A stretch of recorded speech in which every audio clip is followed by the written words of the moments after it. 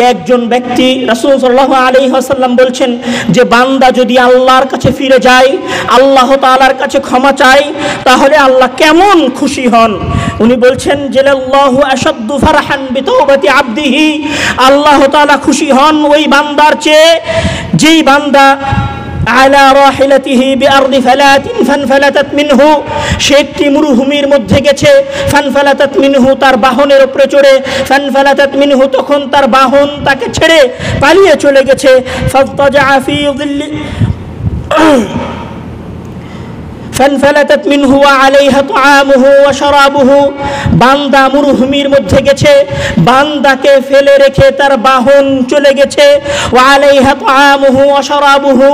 ওই গাড়িতে ওই বাহনের মাঝে তার খাবার ছিল, তার পানীয় ছিল, ফাইসা মিনহা, সে নিরাশ হয়ে গেছে, ফাআতা শাজারাতান, সে মনে করেছে আমি এখন মারা যাব, আমার বেঁচে থাকার আর কোনো রাস্তা নেই, ফাআতা শাজারাতান, সে একটা গাছের নিকটে আসলো, ফাজতাজা ফি যিল্লিহা, তার ছায়ায় শুয়ে গেল, ক্বাদ আইসা মিন রাহিলাতিহি, সে মনে করেছে আমার কফিল আর কোনোদিন আমাকে নিতে আসবে না এই মরুভূমির মধ্যে থেকে, সে মনে করেছে আমার উট যে চলে গেল সে আর উট কোনোদিন আমাকে নিতে আসবে না, আমাকে যেই গাড়ি ফেলে রেখে চলে গেল সেই গাড়ি আর আমাকে কোনোদিন নিতে আসবে না। এই রকম হতাশার মুহূর্তে যখন সে জানে যে আমি নিশ্চিত মারা যাব,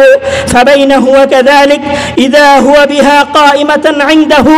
তখন সে উঠে চট করে উঠে দেখে যে তার পাশে তার সেই বাহন দাঁড়িয়ে আছে, তার পাশে সেই গাড়ি দাঁড়িয়ে আছে, তার পাশে সেই উট দাঁড়িয়ে আছে, সে নতুন করে জীবন ফিরে পেয়েছে। সুম্মা ক্বালা মিন শিদ্দাতিল ফারাহ, তখন সে খুশিতে বলে ওঠে আল্লাহুম্মা আনতা রাব্বি, আল্লাহুম্মা আনতা আবদি ওয়া আনা রাব্বুক,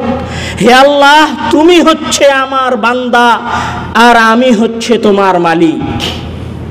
মানে একজন বান্দা কতটুকু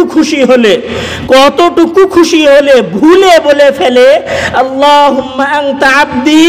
হে আল্লাহ তুমি আমার বান্দা, ওয়া আনা রাব্বুকা, আর আমি তোমার প্রতিপালক।